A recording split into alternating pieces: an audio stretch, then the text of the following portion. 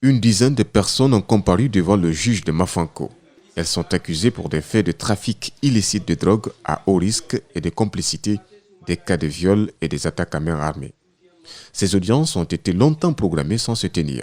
C'est là aux grandes dames des accusés qui voyaient leur séjour se prolonger à la maison centrale de Conakry.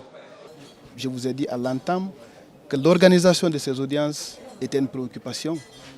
Vous constaterez que le détenu le plus ancien est en détention depuis 2014, à peu près 8 ans. Ce n'est pas normal. 107 dossiers criminels sont à examiner. Par contre, le tribunal correctionnel de Mafanko donne d'abord la priorité à 8 dossiers. Des dossiers qui relèvent des infractions devenues monnaie courante, le viol et le trafic de drogue. Actuellement, avec l'existence des tribunaux criminels, l'avantage, c'est la célérité. Le procureur général près la cour d'appel de Conakry marque sa présence à l'ouverture des travaux. Il souhaite que la dynamique qu'il a enclenchée il y a quelques semaines soit suivie par le tribunal de Mafanko.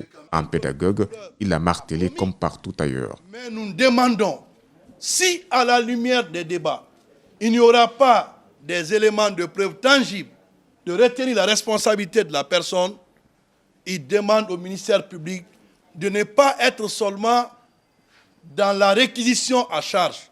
Si les éléments ne tiennent pas, nous requérons à charge et à décharge. Le jugement des procès criminels était du ressort des cours d'assises. C'est en 2016 que ce rôle a été dévolu aux tribunaux correctionnels.